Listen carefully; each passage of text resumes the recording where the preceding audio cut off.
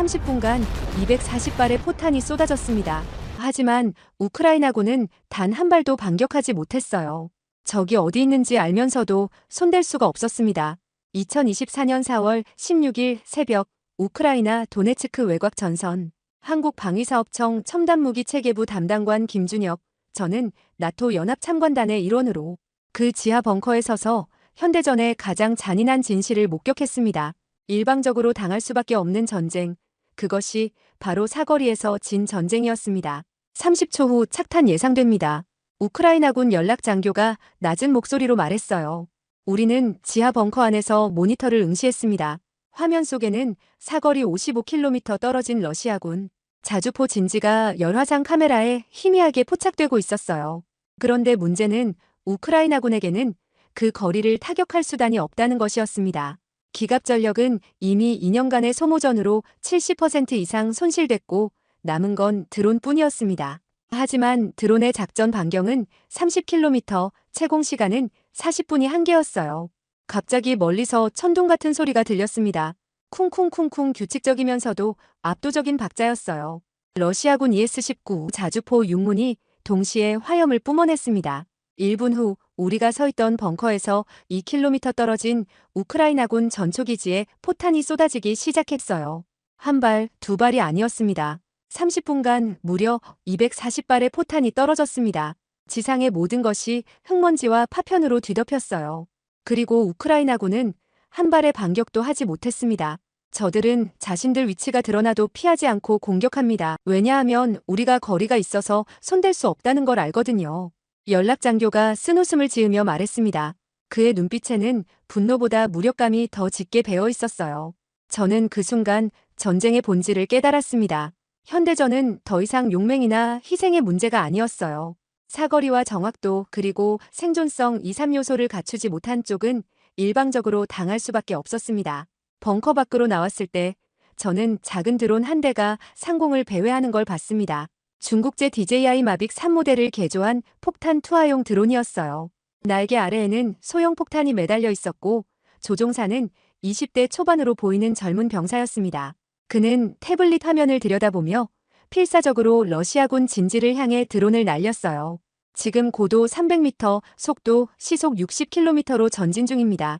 병사가 중얼거렸습니다. 하지만 40km 지점에 도달하자 화면에 빨간 경고등이 켜졌어요. 배터리 잔량 15%. 더 이상 전진하면 귀환이 불가능했습니다. 병사는 이를 악물고 드론을 회수했습니다. 저 너머에 적이 있다는 걸 아는데 닿을 수가 없어요. 우리 드론은 30km가 한계거든요. 그의 목소리에는 절망이 묻어났습니다.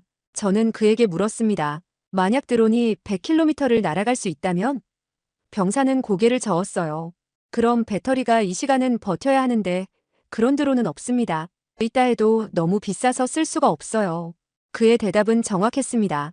현재 기술로는 장거리와 채공 시간, 그리고 경제성을 동시에 충족할 수 없었어요. 그날 밤 저는 키이우로 돌아가는 차 안에서 생각에 잠겼습니다. 나토가 제공한 하이마스와 MH270 로켓 시스템도 있었지만 그건 고정된 목표물을 타격하는 데 적합할 뿐이었어요. 이동하는 자주포나 숨어있는 방공망을 무력화하려면 새로운 개념이 필요했습니다. 그리고 저는 알고 있었어요. 한국이 그 답을 준비하고 있다는 것을. 바로 천무 3.0 미사일 안에 드론을 품은 새로운 무기체계였습니다. 귀국 직전 저는 폴란드 바르샤바의 나토 방산 협력사무소에서 비공식 간담회에 참석했습니다. 회의실에는 16개국 대표단이 모여 있었어요. 독일 국방부 차관보는 러시아군의 포격 전술을 분석한 보고서를 내밀며 이렇게 말했습니다. 현재 우크라이나군의 1일 포탄 소모량은 약 6,000발입니다. 반면 러시아는 2만 발을 쏘고 있어요. 이건 단순한 물량 싸움이 아닙니다. 시스템의 차이입니다. 그의 말이 끝나자 프랑스 육군 준장이 한숨을 쉬며 덧붙였습니다. 우리가 제공한 카이사르 자주포도 결국 러시아 란셋 드론의 6대가 파괴됐습니다. 문제는 우리가 공격하려면 진지를 구축해야 하는데 그 순간 위치가 노출된다는 겁니다. 회의실은 무거운 침묵에 잠겼어요. 모두가 같은 질문을 품고 있었습니다. 어떻게 적을 먼저 발견하고 먼저 타격하며 동시에 생존할 것인가? 그때 미국 육군 소령 한 명이 제게 시선을 돌리며 물었습니다. 김 담당관, 한국이 정말 미사일에서 드론을 뿌린다는 게 사실입니까? 회의실의 모든 시선이 저에게 쏠렸어요. 저는 잠시 망설였다가 조심스럽게 대답했습니다. 아직 기밀입니다. 하지만 말씀드릴 수 있는 건 한국은 단순히 드론을 날리는 게 아니라 체계를 만들고 있다는 겁니다. 소령의 표정에는 반신반의가 서려 있었지만 영국 대표단 한 명이 메모를 하기 시작했어요. 회의가 끝나고 복도에서 한 독일 장교가 제게 다가왔습니다. 솔직히 말해서 우리는 지금 답이 없습니다. 포병은 너무 느리고 드론은 너무 약해요. 당신네가 정말 그 중간을 메울 수 있다면 그건 게임 체인저입니다. 저는 고개를 끄덕였어요. 그리고 속으로 생각했습니다. 게임 체인저가 아니라 이미 게임의 규칙 자체를 바꾸고 있다고. 비행기에 오르기 전 저는 키이우 공항 귀빈실에서 CNN 속보를 봤습니다. 화면에는 러시아군 공격으로 파괴된 우크라이나 병원이 비춰졌어요. 자막에는 이렇게 적혀 있었습니다. 러시아 장거리 포격으로 민간시설 타격 나토 대응수단 부재 인정. 그 순간 저는 확신했습니다. 이 전쟁이 증명한 건 단 한 가지였어요. 포병의 시대는 끝나가고 있고 그 자리를 메울 새로운 무기는 이미 한국의 실험장에서 시험 중이라는 것이었습니다. 천무 3.0, 그 이름이 세상에 알려지는 날이 곧 올 것입니다. 인천공항에 도착한 건 2024년 4월 23일 오후 5시였습니다. 저는 곧바로 용산 방위사업청 본청으로 향했어요. 출장 보고서를 제출하기도 전에 긴급회의 소집 문자가 날아왔습니다. 천무 3.0 개발 관련 긴급대책회의, 오늘 밤 9시 청장실. 제 심장이 빠르게 뛰기 시작했습니다. 뭔가 잘못됐다는 직감이 들었어요. 회의실에 들어서자 이미 12명의 관계자들이 자리를 채우고 있었습니다. 방위사업청장, 국방부 전력정책관, 기획재정부 국방예산과장, 그리고 육군 미사일사령부 작전처장까지. 분위기는 냉랭했어요. 청장이 먼저 입을 열었습니다. 김 담당관, 우크라이나 출장 결과부터 간단히 보고해 주시죠. 저는 준비한 자료 없이 목격한 그대로를 말했습니다. 현장에서 확인했습니다. 포병은 한계에 도달했고 드론은 사거리가 부족합니다. 천무 3.0은 이 간극을 메울 유일한 대안입니다. 하지만 기획재정부 과장이 차갑게 가로막았습니다. 담당관님, 현실을 보십시오. 천무 3.0 개발비는 지금까지 2,300억 원이 투입됐습니다. 그런데 아직 시제품조차 완성되지 않았어요. 게다가 양산 단가가 발당 12억 원으로 예상됩니다. 이건 하이마스 로켓 한 발 가격의 3배입니다. 그의 목소리는 날카로웠어요. 국방부는 내년 예산안에서 천무 3.0 항목을 600억 삭감하라는 지시를 받았습니다. 이 프로젝트는 더 이상 지속 불가능합니다. 회의실이 술렁였습니다. 육군 작전처장이 반박했어요. 과장님, 그럼 우리 육군은 어떻게 북한의 장사정포를 무력화합니까? 현재 북한은 휴전선 북방 50km 안에 240문의 방사포와 자주포를 배치해뒀습니다. 우리 K9 자주포로는 사거리가 40km밖에 안 됩니다. 천무 이 시스템도 고정 목표만 타격 가능하고요. 천무 3.0 없이는 대응 수단이 없습니다. 기재부 과장은 서류를 탁자에 내려놓으며 말했습니다. 그건 육군의 문제입니다. 제 임무는 국가 예산을 효율적으로 집행하는 겁니다. 검증되지 않은 무기체계에 수조 원을 쏟아부을 수는 없어요. 차라리 그 돈으로 미국산 ATACMS 미사일을 도입하는 게 낫습니다. 그 순간 저는 참지 못하고 손을 들었습니다. 과장님, ATACMS는 고정 목표 타격용입니다. 이동하는 자주포나 숨어있는 레이더는 못 잡아요. 천무 3.0은 스스로 목표를 찾는 자율형 무기입니다. 비교 자체가 안 됩니다. 과장이 냉소를 지었습니다. 그래서 성공 확률이 몇 %입니까? 시제품도 없는데? 저는 입술을 깨물었어요.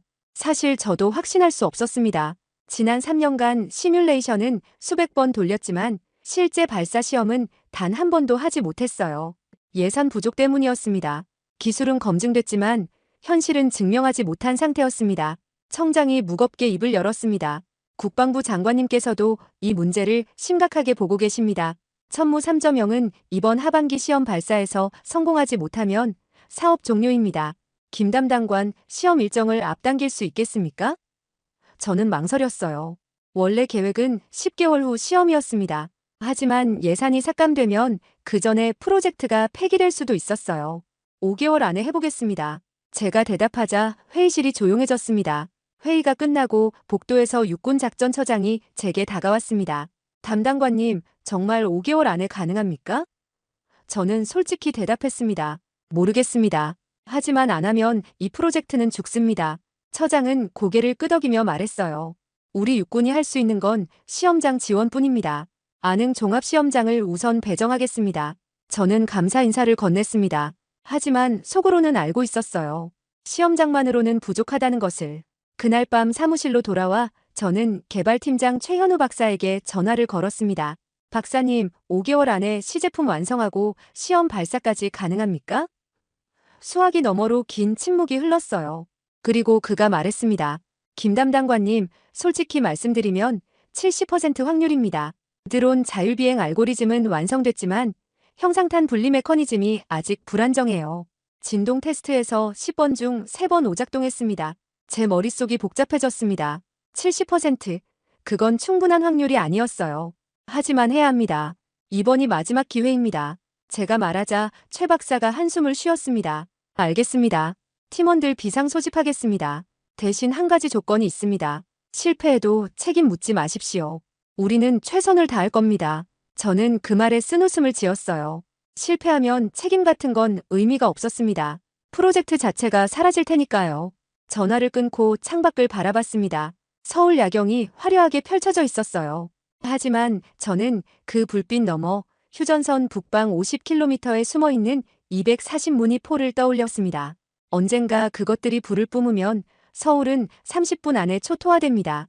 천무 3.0은 단순한 무기가 아니었어요. 그건 대한민국의 생존과 직결된 방패였습니다.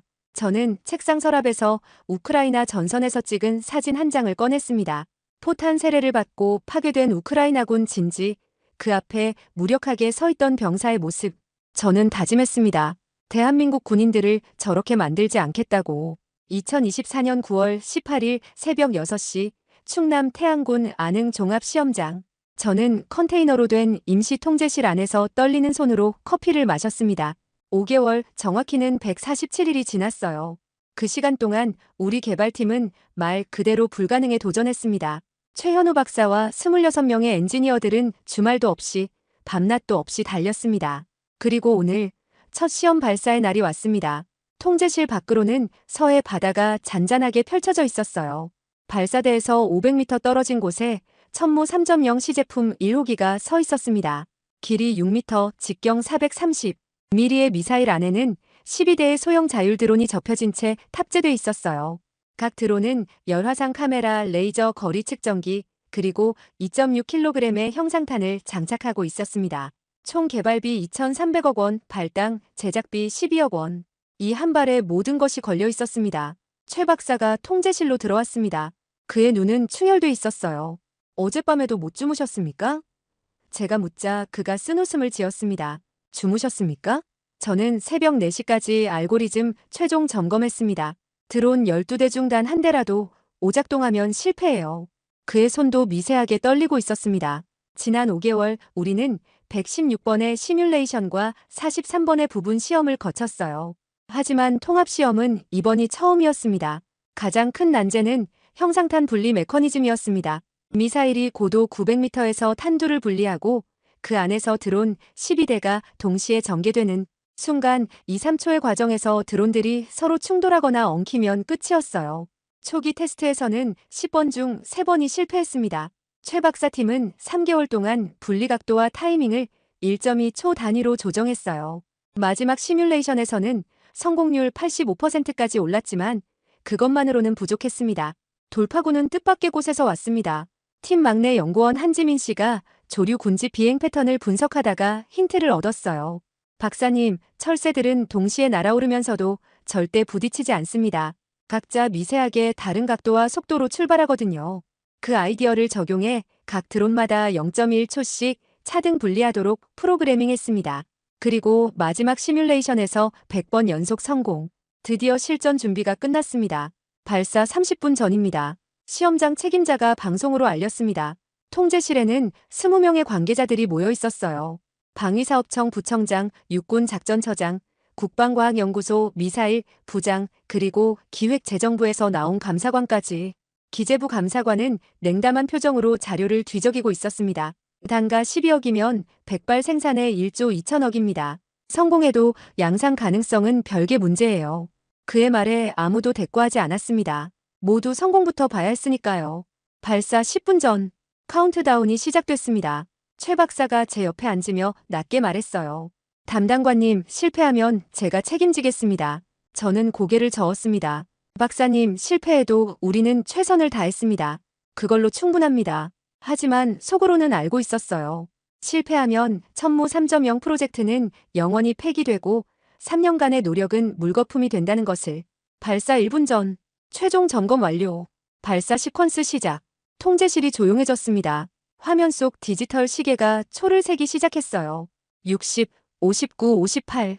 저는 심장 소리가 귓가에서 울리는 것 같았습니다. 40, 30. 육군 작전처장이 무의식적으로 주먹을 쥐었어요. 20, 10. 최 박사가 눈을 감았습니다. 5, 4, 3, 2, 1. 발사. 우르릉 땅이 흔들리며 천무 3.0 1호기가 하늘로 치솟았습니다. 흰 연기가 발사대를 뒤덮었고 주황색 불꽃이 꼬리를 그으며 미사일이 상승했어요. 마하 2.5, 초속 700m의 속도로 목표 지점을 향해 날아갔습니다. 비행 정상, 고도 500m 돌파. 관제사가 외쳤습니다. 700m, 800m, 900m. 분리 시퀀스 시작. 화면 속에서 미사일 탄두가 둘로 갈라졌습니다. 그 순간 제 숨이 멎었어요. 12개의 작은 점들이 탄두에서 튀어나왔습니다. 드론들이었어요. 하나, 둘, 셋 모두 12대가 완벽하게 분리됐습니다. 전개 성공. 드론 12대 전부 정상 작동. 최 박사가 자리에서 벌떡 일어났습니다. 통제실에서 환호성이 터졌어요. 드론들은 고도 700m에서 대형을 형성하며 목표 구역으로 진입했습니다. 지상에는 모의 표적 6개가 설치돼 있었어요. 구형 T-62, 전차 2대, 자주포 모형 2대, 레이더 차량 1대, 유조차 1대. 드론들은 20분간 상공을 배회하며 열화상 카메라로 표적을 스캔하기 시작했습니다. 목표물 포착. 드론 1호부터 6호까지 각자 표적 할당 완료. 관제사의 목소리가 떨렸습니다. 그리고 드론들이 일제히 강화했습니다. 시속 300km로 급강하하며 표적을 향해 돌진했어요. 쾅쾅쾅쾅쾅쾅 6번의 폭발음이 연달아 울렸습니다. 화면 속에서 6개의 표적이 모두 화염에 휩싸였습니다. 명중. 전 표적 명중. 명중률 100%. 통제실이 폭발했습니다. 박수와 환호가 터져나왔어요. 저는 최 박사와 눈을 마주쳤습니다. 그의 눈에 눈물이 맺혀 있었어요. 해냈습니다. 정말로 해냈습니다. 그가 떨리는 목소리로 말했습니다. 저도 눈시울이 뜨거워졌습니다. 147일 3528시간의 싸움이 결실을 맺은 순간이었어요. 부청장이 제 어깨를 두드렸습니다. 김 담당관 축하합니다. 대한민국이 세계 최초로 미사일 발사형 자율드론 시스템을 완성했습니다. 하지만 통제실 한쪽에서 기재부 감사관은 여전히 무표정했습니다. 그는 자리에서 일어나며 말했어요. 시험은 성공했지만 양산 예산 승인은 별개입니다. 보고서 제출하십시오. 그리고 문을 열고 나갔습니다. 저는 그의 뒷모습을 보며 생각했습니다. 이제 첫 관문을 넘었을 뿐이라고. 진짜 싸움은 이제부터였습니다. 시험 발사 사흘 후 제 사무실 전화기는 쉴 새 없이 울렸습니다. 2024년 9월 20일 오전 9시부터 오후 6시까지 23통의 전화를 받았어요. 미국 국방부 산하방산 협력실, 폴란드 국방조달청, 루마니아 육군 무기국, 그리고 이름을 밝힐 수 없는 중동 3개국의 구매 대표단까지 모두 한 가지만 물었습니다. 천무 3.0 구매 가능합니까? 가장 먼저 반응한 건 해외 언론이었습니다. 시험 발사 이틀 후인 9월 20일 오전 영국 BBC 방송이 긴급 속보를 내보냈어요. 한국 세계 최초 미사일 발사형 자율드론 시스템 실험 성공 게임 체인저 등장.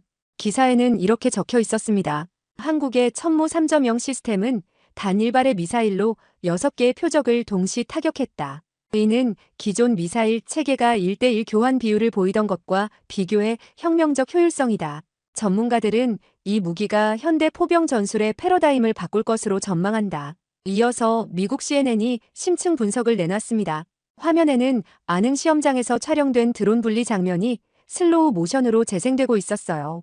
군사 전문가로 출연한 전직 미 육군 대령 제임스 호건은 이렇게 평가했습니다. 이건 단순한 무기가 아닙니다.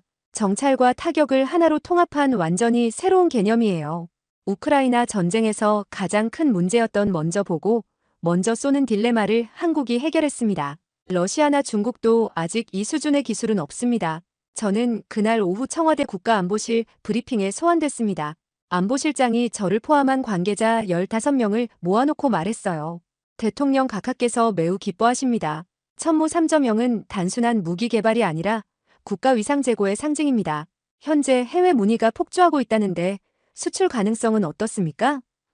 저는 조심스럽게 대답했습니다.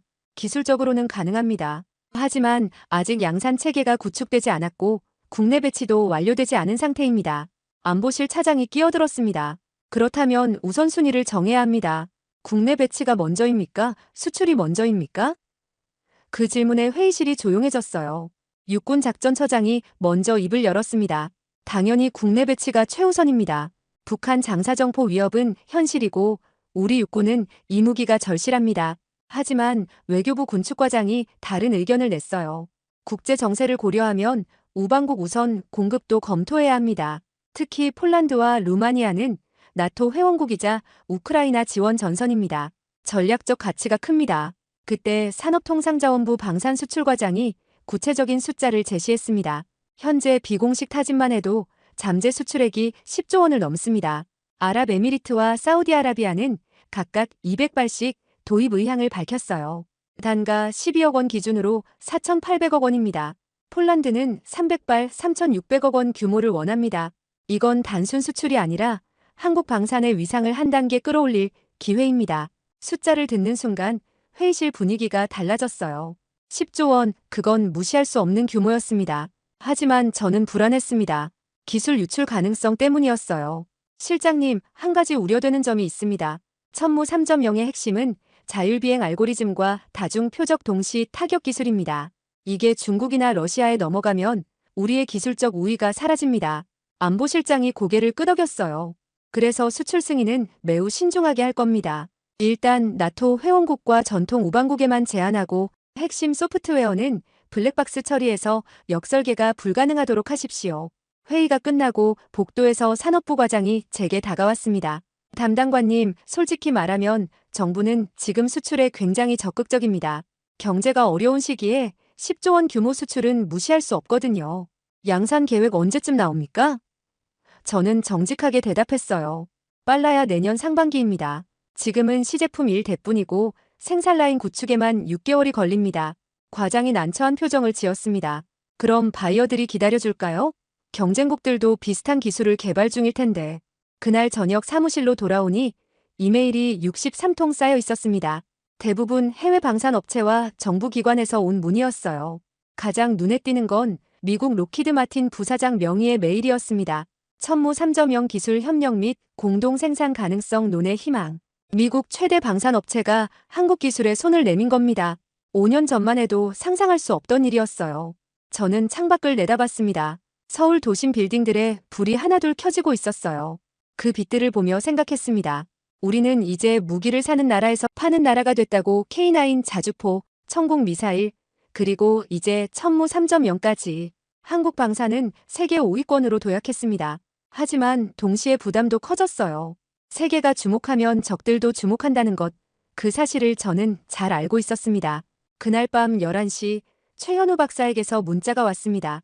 담당관님, 축하 인터뷰 요청이 30건 넘게 들어왔습니다. 어떻게 할까요? 저는 잠시 고민하다가 답장을 보냈어요. 전부 거절하십시오.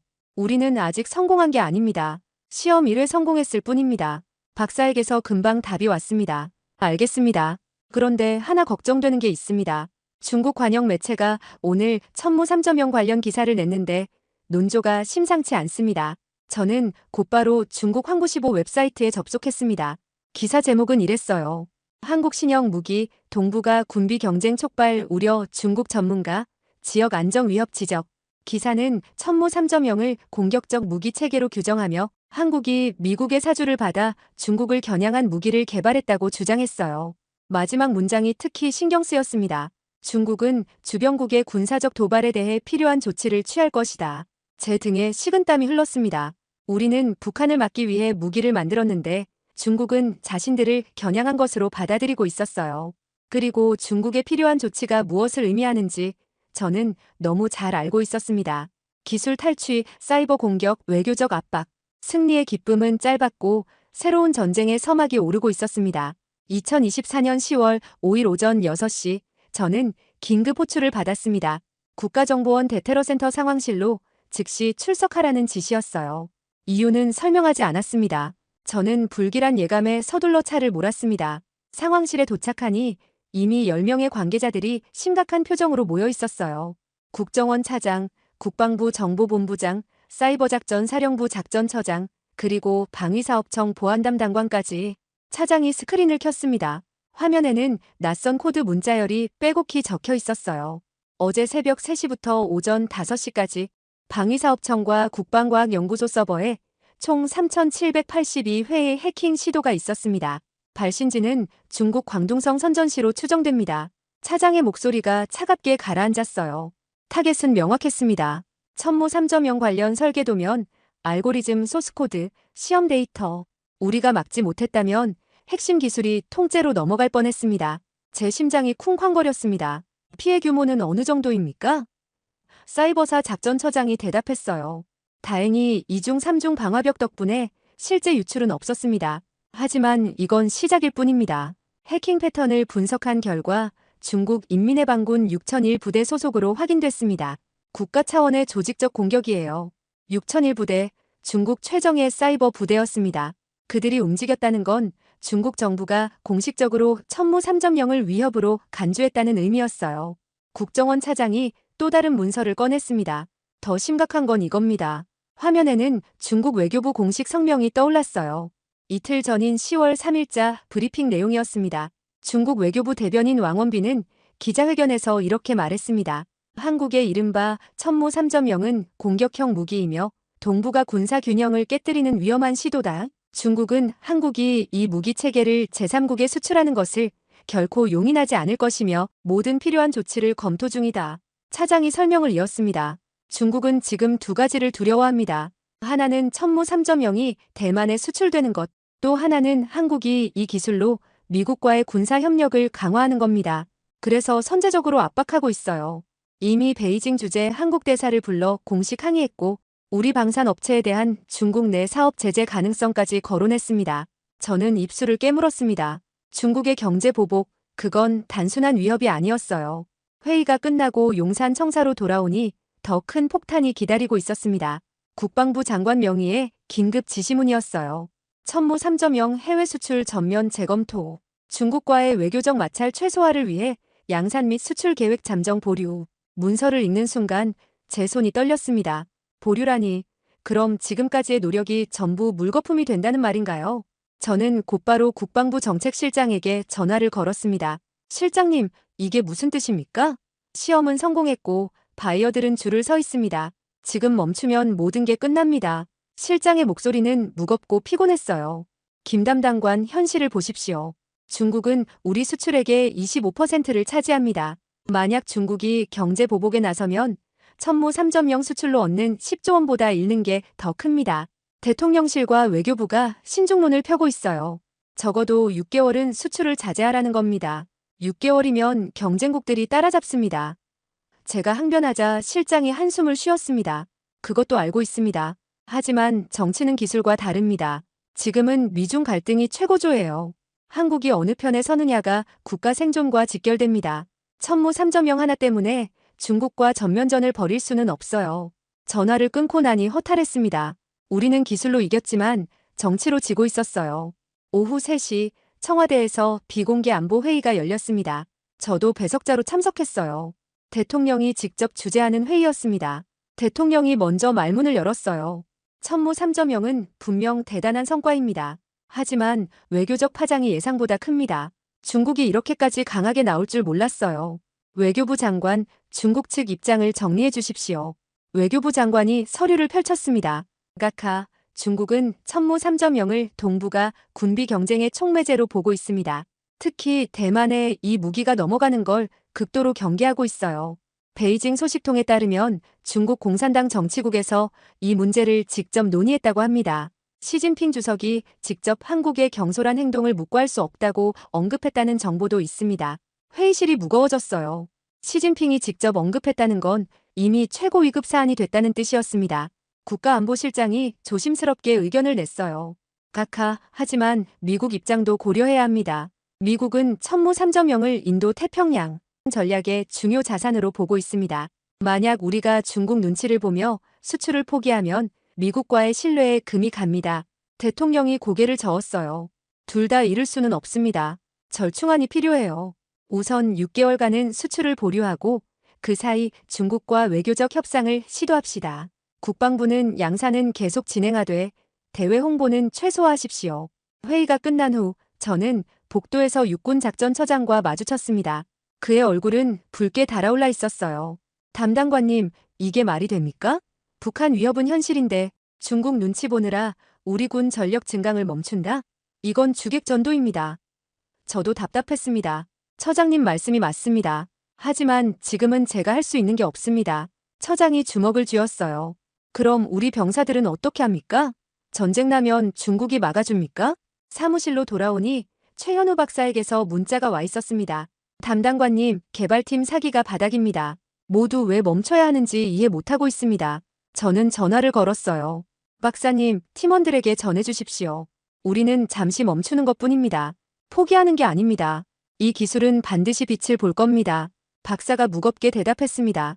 믿고 싶습니다. 하지만 6개월이면 중국도 러시아도 비슷한 무기를 만들어낼 겁니다.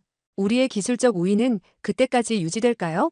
그날 밤 저는 사무실 책상에 앉아 창밖을 바라봤습니다. 서울 야경은 여전히 화려했지만 제 마음은 어두웠어요.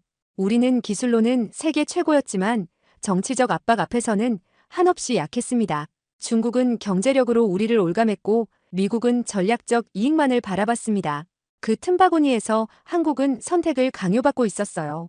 컴퓨터 화면에는 폴란드 국방부에서 온 이메일이 떠 있었습니다. 천무 3.0 도입 계약 조기 체결 희망 우크라이나 전선 급박. 하지만 저는 답장을 쓸 수 없었습니다. 정부의 지시가 있었으니까요. 저는 마우스를 내려놓고 눈을 감았습니다. 승리는 이렇게 짧았고 좌절은 이렇게 빨리 찾아왔습니다. 하지만 저는 알고 있었어요. 이건 끝이 아니라 또 다른 시작이라는 것을. 2024년 10월 18일 상황은 더욱 악화됐습니다. 중국이 말에서 행동으로 옮긴 겁니다. 그날 아침 8시 삼성전자와 SK하이닉스 주가가 동시에 급락했어요. 이유는 명확했습니다. 중국 상무부가 전날 밤 긴급 발표를 했거든요. 한국 반도체 기업에 대한 히토류 수출 쿼터 30% 삭감, 즉시 시행. 히토류는 반도체 제조의 핵심 원자재였습니다. 중국이 세계 생산량의 70%를 장악하고 있었어요. 산업통상자원부는 발칵 뒤집혔습니다. 오전 10시 긴급 장관 주재 회의가 소집됐고 저도 참석 요청을 받았어요. 장관이 서류를 탁자에 내던지며 소리쳤습니다. 이게 다 천무 때문입니다. 방위사업청 책임지시오. 저는 할 말을 잃었어요. 기재부 차관이 냉정하게 계산했습니다. 히토류 30% 감축이면 반도체 생산 차질로 월 4조 원 손실입니다. 연간 48조 원. 천무 3.0 수출로 얻을 10조 원의 5배입니다. 계산이 안 나옵니다. 저는 반박했어요. 차관님, 이건 단순 계산이 아닙니다. 만약 우리가 중국 압박에 굴복하면 앞으로 모든 첨단 무기 개발이 중국 허락을 받아야 합니다. 그게 국가 주권입니까? 차관이 차갑게 쏘아붙였습니다. 주권도 중요하지만 경제가 무너지면 주권도 지킬 수 없습니다. 현실을 보십시오. 회의실은 격론으로 들끓었지만 결론은 이미 정해져 있었어요. 천무 3.0 수출 무기한 연기. 하지만 더 큰 문제는 다른 곳에서 터졌습니다. 그날 오후 2시 주한 미국 대사관 국방무관 로버트 스미스 대령이 국방부를 방문했어요. 공식 일정이 아닌 비공식 면담이었습니다. 저도 배석했습니다. 스미스 대령은 단도직입적이었어요. 한국 정부가 천무 3.0 수출을 중단했다는 게 사실입니까? 국방부 정책실장이 애매하게 대답했습니다. 잠정 보류입니다. 외교적 고려 때문이고요. 스미스 대령의 표정이 굳었습니다. 실장님, 솔직히 말씀드리죠. 워싱턴은 매우 실망하고 있습니다. 한국이 중국 눈치를 보며 첨단 무기 수출을 포기한다? 그럼 한미동맹의 신뢰는 어떻게 됩니까? 그는 태블릿을 꺼내 화면을 보여줬어요. 미국 국방부 내부 보고서였습니다. 펜타곤은 천무 3.0을 인도 태평양 전략의 핵심 자산으로 평가했습니다. 폴란드, 대만, 필리핀 배치를 검토 중이었어요.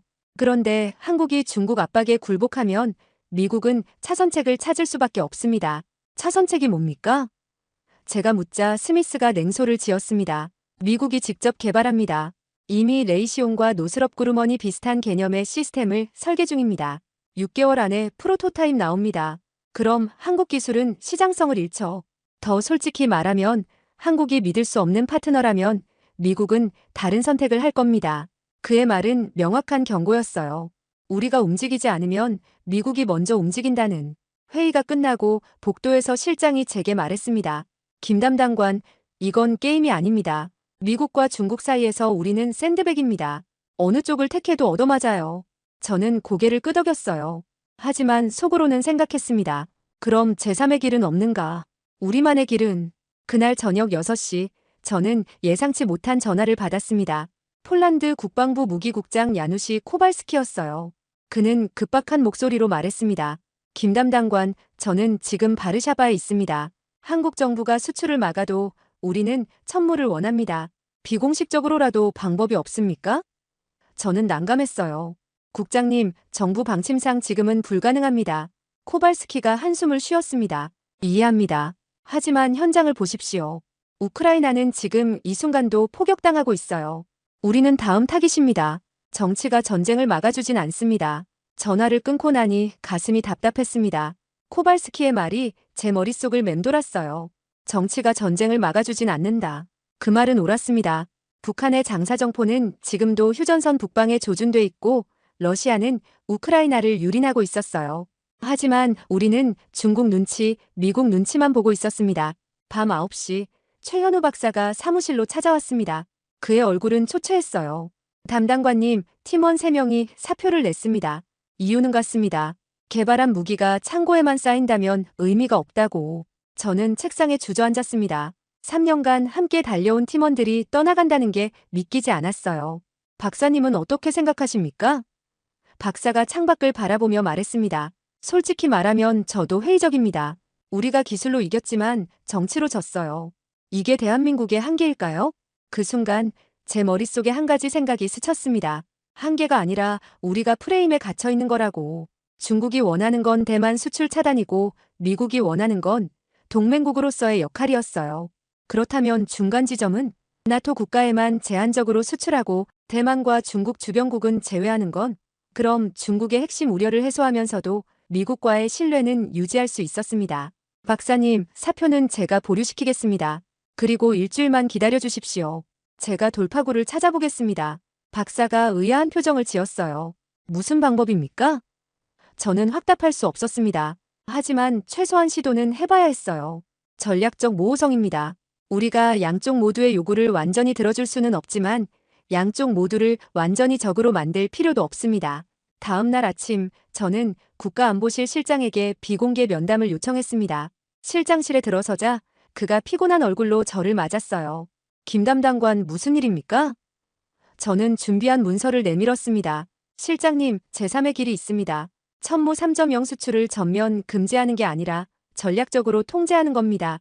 나토 회원국과 미사일 기술 통제 체제 가입국에만 제한하고 수출국 정부의 재수출 금지 조항을 삽입하는 거죠. 그럼 중국이 우려하는 데만 유입은 막으면서도 미국과의 협력은 유지할 수 있습니다. 실장이 서류를 꼼꼼히 읽었습니다. 5분간 침묵이 흘렀어요. 그리고 그가 고개를 들었습니다. 흥미롭군요. 하지만 중국이 받아들일까요? 저는 정직하게 대답했습니다. 100% 만족시킬 순 없습니다. 하지만 최소한 중국의 핵심 우려인 데만 문제는 해결됩니다. 그리고 미국에게도 완전한 금수 조치가 아니라는 점을 어필할 수 있어요. 실장이 턱을 괴고 생각했습니다. 한 가지 조건이 있습니다. 중국 외교부와 비공식 채널로 사전 조율하십시오. 만약 그들이 이 방안을 암묵적으로라도 수용한다면 대통령께 보고하겠습니다. 실장의 말에 제 심장이 뛰었어요. 작은 틈이 열린 겁니다. 감사합니다. 일주일 안에 결과 가져오겠습니다. 실장실을 나오며 저는 다짐했습니다. 이번이 마지막 기회라고. 그날 저녁 저는 외교부 동북아국 중국과 서기관에게 연락했습니다. 베이징 채널 하나 열어줄 수 있습니까?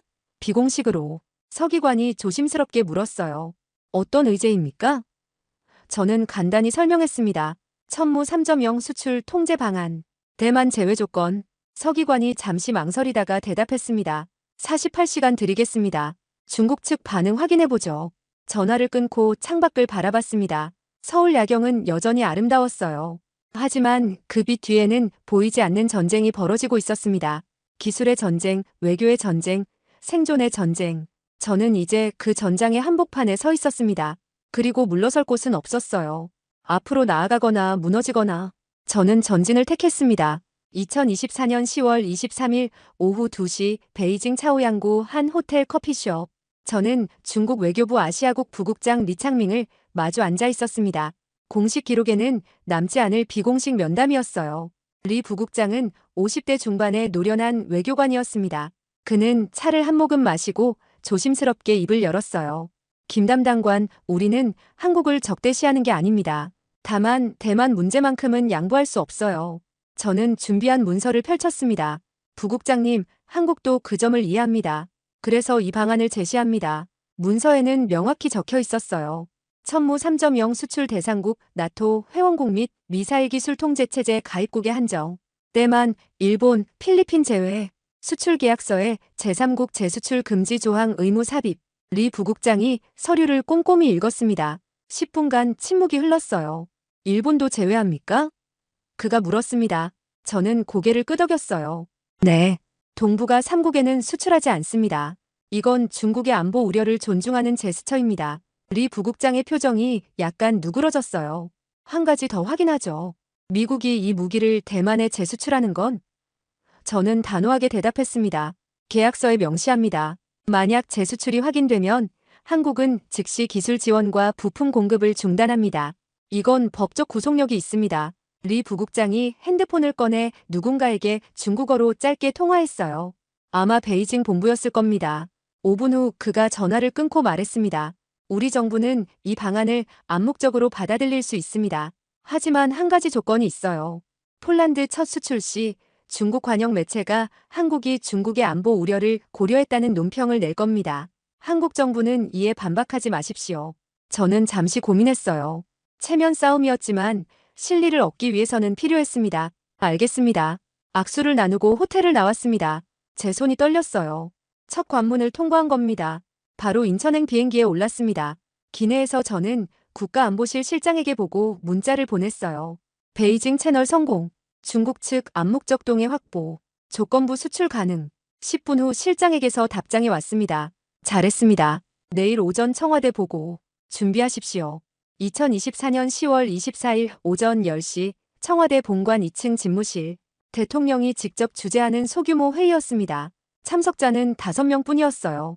대통령, 안보실장, 외교부 장관, 국방부 장관, 그리고 저.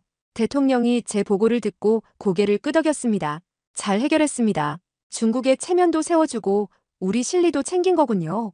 안보실장이 보충 설명을 했어요.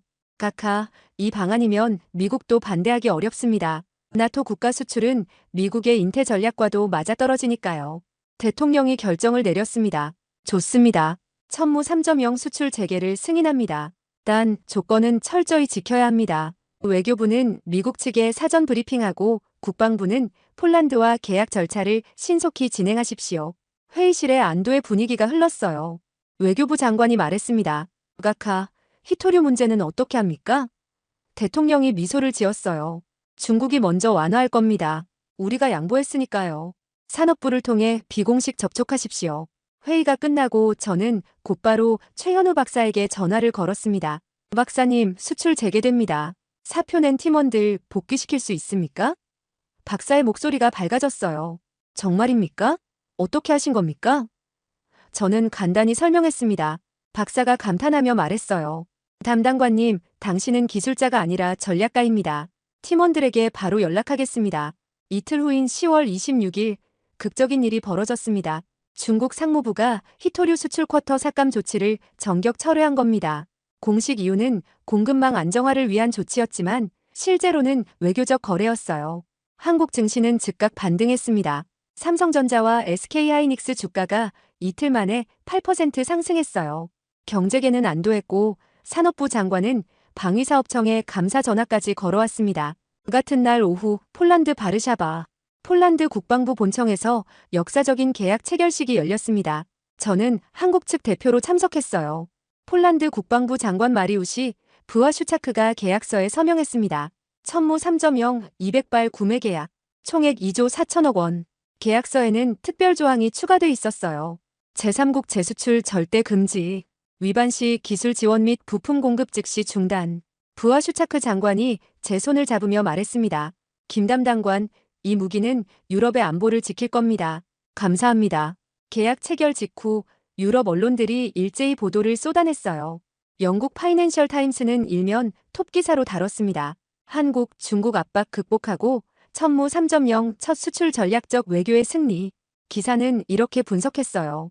한국은 중국의 안보 우려와 서방의 전략적 이익 사이에서 정교한 균형을 찾았다.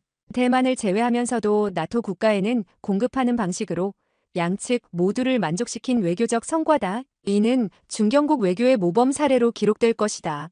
미국 반응도 긍정적이었습니다. 10월 28일 주한 미국 대사관 국방무관 로버트 스미스 대령이 다시 국방부를 찾았어요. 이번에는 미소를 지으며 왔습니다. 김 담당관, 워싱턴에서 메시지 왔습니다. 한국의 전략적 접근을 평가한다고요. 폴란드 수출은 나토 강화에 기여합니다. 미국도 천무 3.0 기술 협력에 관심 있습니다. 저는 정중하게 대답했어요. 대령님, 한국은 동맹을 소중히 여깁니다.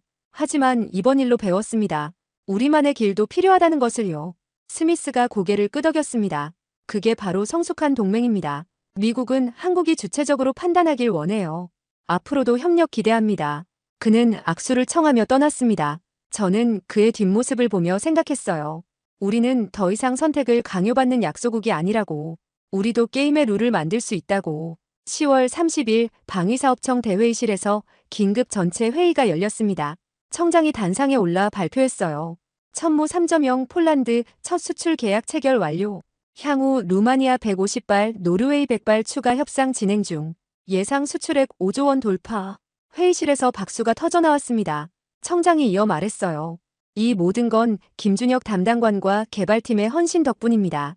대한민국 방산이 세계 톱티어로 진입하는 역사적 순간입니다. 회의가 끝나고 복도에서 육군작전처장이 제게 다가왔습니다. 담당관님, 육군도 천무 3.0 60발 긴급 도입 예산 확보했습니다. 내년 3월부터 배치 시작합니다. 그의 얼굴에는 환한 미소가 있었어요. 저는 악수를 건넸습니다. 처장님, 북한 장사정포 이제 두렵지 않습니다. 처장이 힘주어 말했습니다. 그렇습니다. 우리 군인들이 더 이상 일방적으로 당하지 않을 겁니다. 그날 저녁 저는 안흥 시험장을 다시 찾았습니다. 5개월 전 첫 시험 발사가 이뤄진 곳이었어요. 발사대는 텅 비어 있었지만 저는 그날의 긴장과 감격을 생생히 기억했습니다. 서해 바다에서 불어오는 바람이 차가웠지만 제 가슴은 뜨거웠어요. 우리는 해냈습니다. 기술로 시작해서 외교로 완성한 승리였습니다. 핸드폰이 울렸습니다. 최현우 박사였어요. 담당관님, 팀원들이 축하 자리를 마련했대요. 모시겠습니까? 저는 웃으며 대답했습니다. 당연히 가야죠. 다들 영웅입니다. 시험장을 나서며 저는 하늘을 올려다봤어요. 구름 사이로 별이 반짝이고 있었습니다. 그 별들처럼 천무 3.0도 이제 세계 하늘에 떠오를 겁니다. 대한민국의 기술력과 외교력을 증명하며 폴란드 계약 체결 석 달이 지난 지금 저는 파주 육군 제1군단 작전 상황실에 서 있습니다. 오늘은 천무 3.0 실전 배치 첫날이에요. 상황실 대형 스크린에는 휴전선 북방 50km 지점이 실시간으로 표시되고 있습니다. 바로 그곳에 북한 장사정포 240문이 숨어 있어요. 하지만 이제 우리에게는 답이 있습니다. 군단장이 제 옆에 서서 말했습니다. 김 담당관, 이 무기 덕분에 우리 장병들이 훨씬 안심하고 있습니다. 북한이 첫 발을 쏘면 우리는 30분 안에 그들의 포병 진지를 무력화할 수 있어요. 그의 목소리에는 확신이 담겨 있었어요. 작전 참모가 보고했습니다. 천무 3.01 대대 60발 전투 배치 완료. 언제든 발사 가능합니다. 저는 고개를 끄덕였습니다.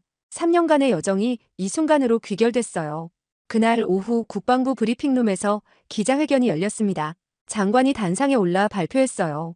대한민국 육군이 세계 최초로 미사일 발사형 자율드론 시스템을 실전 배치했습니다. 천무 3.0은 한반도 안보의 게임 체인저입니다.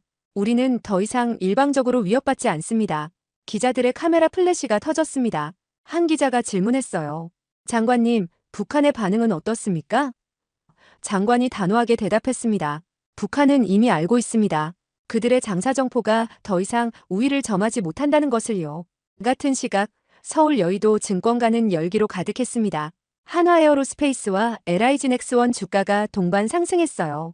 천무 3.0 양산 계약이 체결됐기 때문입니다.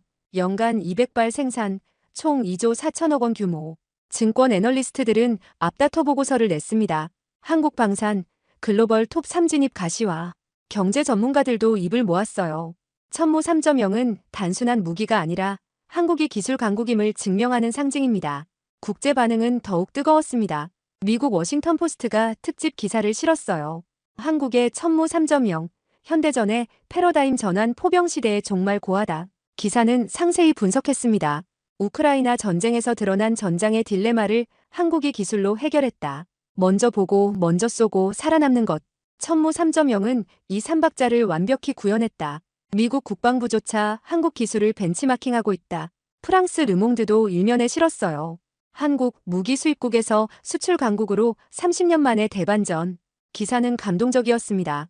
1990년대 걸프전 당시 한국군은 미국제 무기에 전적으로 의존했다. 하지만 지금 한국은 유럽에 첨단 무기를 공급하고 있다. K9 자주포, KF-21 전투기, 그리고 천무 3.0. 이는 기술 자립과 외교적 성숙이 만든 기적이다. 저는 그 기사를 읽으며 가슴이 벅차올랐어요. 영국 BBC는 다큐멘터리까지 제작했습니다. 한국의 기술혁명 천무 3.0 이야기. 프로그램은 아능 시험장부터 폴란드 계약까지 전 과정을 담았어요. 인터뷰에는 최현우 박사와 개발팀이 출연했습니다. 박사가 카메라 앞에서 말했어요. 우리는 전쟁을 원하지 않습니다. 하지만 우리를 지킬 수단은 필요합니다. 천무 3.0은 억지력입니다. 공격하려는 자에게 경고하는 무기죠. 프로그램은 영국에서 시청률 9%를 기록했습니다. 중국 반응도 변했습니다. 황구시보는 더 이상 위협적 논조를 쓰지 않았어요. 대신 이렇게 평가했습니다. 한국이 전략적 균형을 유지하며 무기 수출을 관리하고 있다. 이는 지역 안정에 기여한다. 외교적 승리였습니다. 우리는 중국을 적으로 만들지 않으면서도 우리의 길을 걸었어요. 리창민 부국장에게서 비공식 메시지가 왔습니다. 한국의 성숙한 판단에 감사합니다. 양국 관계는 계속 발전하기를 바랍니다. 저는 그 메시지를 읽으며 안도했어요. 유럽에서는 추가 주문이 쇄도했습니다. 루마니아 150발, 노르웨이 100발, 체코 70발. 총 수출액은 8조 원을 돌파했어요. 방위사업청은 수출 전담팀을 신설했습니다. 청장이 전체 회의에서 선언했어요. 우리는 이제 세계 방산 시장의 주요 플레이어입니다. 천무 3.0이 그 출발점이었습니다. 직원들의 박수가 쏟아졌습니다. 저는 그 박수 속에서 3년간의 고생이 보상받는 기분이었어요. 어느 날 저녁 최현우 박사와 함께 한강을 걸었습니다. 강 너머 불빛들이 반짝이고 있었어요. 박사가 조용히 말했습니다. 담당관님, 우리가 해냈습니다. 하지만 이게 끝은 아니죠? 저는 고개를 끄덕였어요. 맞습니다. 이건 시작입니다. 천무 4.0, 5.0도 준비해야죠. 기술은 멈추지 않으니까요. 박사가 웃었습니다. 그럼 저도 은퇴는 미뤄야겠네요. 우리는 함께 웃었어요. 국회에서도 변화가 있었습니다.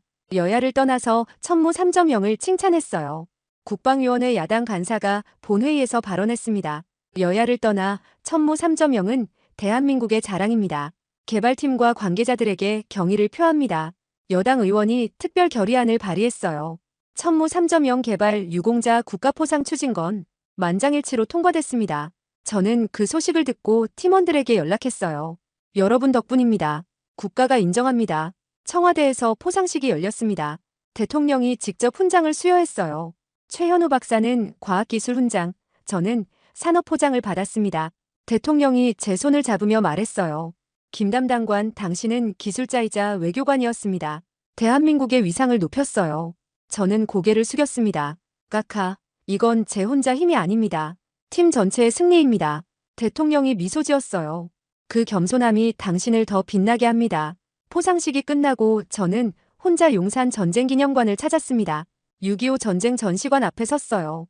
75년 전 우리 선조들은 제대로 된 무기도 없이 나라를 지켰습니다. 얼마나 힘들었을까요? 하지만 지금 우리는 다릅니다.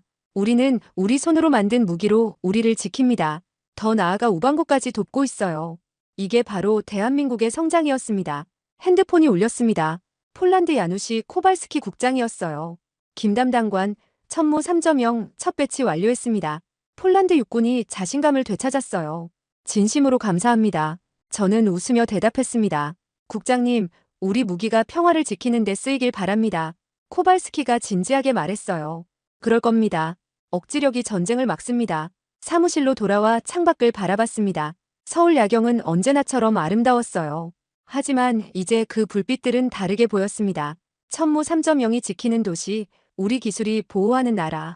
저는 가슴 벅찬 자부심을 느꼈습니다. 우리는 더 이상 약한 나라가 아니에요. 우리는 기술 강국이고 방산 강국이며 외교적으로도 성숙한 국가입니다. 책상 위에는 다음 프로젝트 제안서가 놓여 있었습니다. 천무 4.0 스텔스 기능 추가형. 저는 서류를 펼쳤어요. 새로운 도전이 시작됩니다. 하지만 이제 저는 두렵지 않습니다. 우리는 해낼 수 있으니까요. 천무 3.0이 그걸 증명했습니다. 대한민국은 할 수 있습니다. 기술로, 외교로, 그리고 우리